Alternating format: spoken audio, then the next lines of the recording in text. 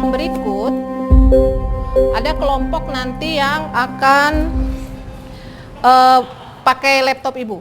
Saya pribadi pernah mengalami masuk kelas, di kelas kami itu 32, yang saya paling ingat itu adalah siswa yang pintar dan siswa yang kategorinya males. Itu aja yang saya ingat. Yang tengah-tengah tuh ya udah itu reguler, itu bagi saya udahlah mau apal namanya atau enggak masalah. Tapi setelah kita terapkan kurikulum Merdeka ini, saya kenal mereka one by one, satu persatu. Jadi kadang-kadang kita sebagai guru, saya menyadari itu dulu saya tuh sering punya banyak cap untuk anak, pemalas, cap yang negatif untuk mereka. Kurikulum ini tuh enaknya kita bisa pendekatan dengan berbagai cara. Ketika murid kita dikasih kesempatan, mereka akan menunjukkan kemampuan mereka yang sebenarnya tadinya saya nggak tahu bahwa oh ternyata anak itu tuh dia punya bakat di sini yang sebenarnya kalau kita munculkan, kita akan senang dengan mereka dan anak-anak juga belajar menyenangkan gitu karena belajarnya nggak dipaksa. Di sini semua senang musik. Pokoknya yang ada jenis musiknya udah mereka langsung connect kalau ke musik, kalau kami di Maluku. Nah, dengan kondisi sekolah menerapkan P5, kami coba angkat tentang budaya ukulele. Lari, lari aku cari, cari sampai dapat Enggo. Enggo lari, lari aku cari, cari sampai dapat Enggo.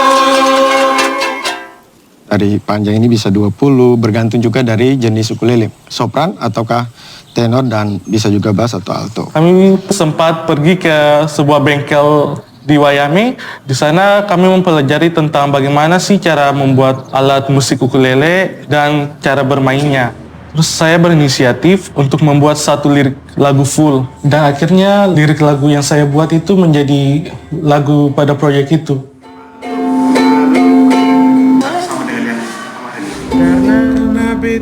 P5 sebenarnya kan bukan soal produknya, hasilnya apa, tapi bagaimana menumbuhkan gotong royongnya, karena di kami ini kan multi etnis dan saya melihat awal-awalnya itu nggak mau kerja sama. Ada semacam sentimen-sentimen yang saya nggak mau karena kamu sukunya lain, misalnya kayak seperti itu. Nah, ketika proyek itu dilakukan dan kami katakan bahwa ini loh kebinekaan, kearifan lokal, itu mereka duduk sama-sama. Diskusi, bernalar kritis yang mau ditumbuhkan, itu semuanya jalan pada waktu. Kegiatan pembelajaran yang memerdekakan peserta didik abad 21 sudah sering kita temuin di lingkungan sekitar kita, meskipun pada praktiknya belum 100% sempurna. Nah, di sini saya mengangkat salah satu cuplikan kegiatan pembelajaran yang ada di SMA Saverius, Kota Ambon, Maluku. Sudah kita ketahui bahwa kurikulum Merdeka adalah salah satu upaya pemerintah untuk mewujudkan pendidikan yang merdeka sesuai dengan prinsip pengajaran yang diberikan oleh Ki Hajar Dewantoro, di mana harus sesuai dengan kodrat alam dan kodrat zaman. Bisa kita lihat bersama teman-teman, pada kegiatan pembelajaran ini guru mengenal dan memahami karakteristik masing-masing peserta didik, yang tentunya setiap peserta didik mempunyai karakteristik yang berbeda-beda. Dan di SMA ini latar belakang peserta didiknya berasal dari suku yang berbeda. Karakteristik yang berbeda tersebut bisa dari gaya belajar, kemudian tingkat pemahamannya, kemudian latar belakang sosial peserta didik, dan lingkungan peserta didik itu sendiri. Karakteristik yang berbeda-beda inilah yang harus terus digali untuk kita sebagai pendidik, sebagai calon pendidik, agar kegiatan pembelajaran relevan dan menyenangkan. Di dalam video ini terlihat guru menerapkan pembelajaran yang berdiferensiasi. Guru tidak hanya fokus menerapkan satu kegiatan yang sama untuk semua peserta didik, namun guru tersebut mengelompokkan masing-masing peserta didik berdasarkan dari gaya belajarnya. Ada yang memiliki gaya belajar visual, auditory, dan kinestetik. Pendidikan abad 21 ini tentunya adalah pendidikan yang berbasis teknologi informasi, di mana guru secara tidak langsung mengajarkan untuk memanfaatkan perkembangan teknologi informasi tersebut untuk hal-hal positif yang dapat menunjang belajar mereka, sehingga mereka tidak hanya menggunakan kemajuan informasi teknologi ini untuk hal-hal yang negatif atau untuk hiburan saja. Guru juga tidak hanya menggunakan satu sumber informasi saja, namun guru menerapkan berbagai macam sumber pembelajaran, baik dari buku, lingkungan sekitar, maupun melalui jaringan internet.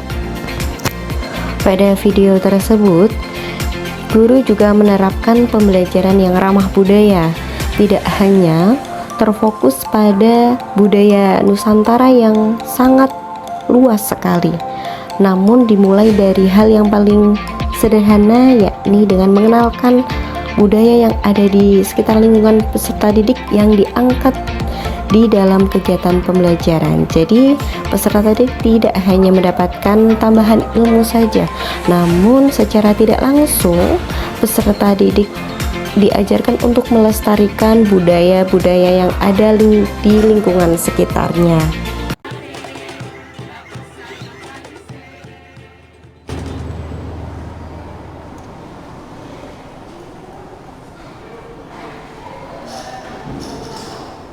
Awal masuk pertama ke sini kan saya maksudnya kayak belum ngerti apa-apa, bingung kayak kok teman-teman udah bisa aku belum gitu ya. Terus dari situ kayak tantangannya mereka bisa, aku juga harus bisa. Saya tidak tahu kalau busana itu akan menggambar, padahal saya tidak pandai dengan menggambar. Aduh gimana ya, aku nggak jago nih gambar, tapi aku kok masuk busana, udah keterima lagi. Dikasih solusi, terus habis itu dikenalin juga dengan guru-guru tentang aplikasi. Kamu pakai aplikasi aja gitu, kalau semisal di manual emang susah. Dulu saya orangnya introvert banget, jadi kayak nggak pengen kenal sama siapa-siapa. Terus habis itu semakin kita bisa bercerita dengan guru, kita bertukar pikiran juga dengan guru. Jadi saya memilih untuk curhat dengan ibu guru nih, Bu ini kok gini ya, sampai nangis juga dipeluk gitu sama ibu guru. Kalau buat pembelajaran ya paling suka itu sama Bu Atun. Kalau lagi ada jadwal buat prakteknya kayak seneng banget. Pasti ada hal-hal baru yang mau dicoba. Ngajarinya tuh nggak harus kayak kamu harus sama kayak yang saya contohkan. Pasti gurunya bilang, ini contoh dari saya. Kalian bisa lihat, misalnya kalian punya ide apapun, tuangin aja idenya, pasti nanti saya terima gitu. Guru selalu ngatain gitu. Duduknya yang nyaman di dalam pembelajaran kurikulum Merdeka, anak itu kan memiliki keunikan masing-masing ya. Ketika guru itu memiliki kedekatan dengan siswa, disitulah guru akan menemukan talenta-talenta itu. Nah, dari talenta yang ada itu dikembangkan. Saya hampir semua guru kayaknya deket, seneng aja gitu bisa deket sama guru-guru. Kalau sama Bu Atun sendiri, Bu Atun kayak orang tua saya, nggak cuman orang tua kedua. Bu Atun kayak apa-apa ceritanya sama Bu Atun, ibu juga ceritanya sama Bu Atun. Pada video kedua, saya mengangkat salah satu kegiatan pembelajaran yang ada di SMKN 3 Kota Magelang, Magelang, Jawa Tengah. Nah, di sini terlihat dengan jelas bahwa guru tersebut melakukan pendekatan secara individu kepada peserta didik untuk mengenal dan memahami masing-masing karakteristik yang mereka punya. Melalui pendekatan yang baik ini, peserta didik dapat secara terbuka menyampaikan kesulitan-kesulitan yang dialaminya. Seperti yang disampaikan oleh peserta didik dari jurusan Tata Kecantikan, ia mengungkapkan bahwa dia tidak mempunyai dasar atau kemahiran sebelumnya dalam bidang tersebut, dan tentunya itu membuat dia merasa kesulitan untuk beradaptasi. Yang kedua disampaikan oleh peserta didik yang berasal dari jurusan tata busana. Dia menyatakan bahwa dia tidak memiliki kemahiran dalam menggambar, namun dalam kegiatan pembelajaran dituntut untuk semua peserta didik mampu membuat desain atau menggambar baju yang akan mereka buat. Melalui pendekatan yang sudah dibangun dengan baik oleh guru dengan peserta didik, maka peserta didik akan lebih leluasa menyampaikan kesulitan-kesulitan yang dialami, sehingga guru dapat memberikan solusi yang tepat untuk permasalahan tersebut. Sebagai contoh, peserta didik dari jurusan busana yang mengalami kesulitan menggambar di kertas, guru memberikan solusi untuk peserta didik tersebut menggambar dengan media elektronik atau melalui tablet. Nah, bisa diamati dari sini bahwa peserta didik tersebut merasa nyaman atas solusi yang guru berikan, dan tentunya akan menambah semangat tersendiri bagi peserta didik untuk terus belajar dan mengembangkan bakatnya. Guru juga memberikan keleluasaan untuk peserta didik berkreasi dan berinovasi dengan ide-idenya, di mana tidak hanya saklek atau terpaku pada contoh yang diberikan oleh guru. Dengan begitu, peserta didik menjadi tidak takut untuk mencoba dan belajar. Di sini guru berperan sebagai fasilitator dan mengarahkan peserta didik untuk mengembangkan bakat dan minatnya.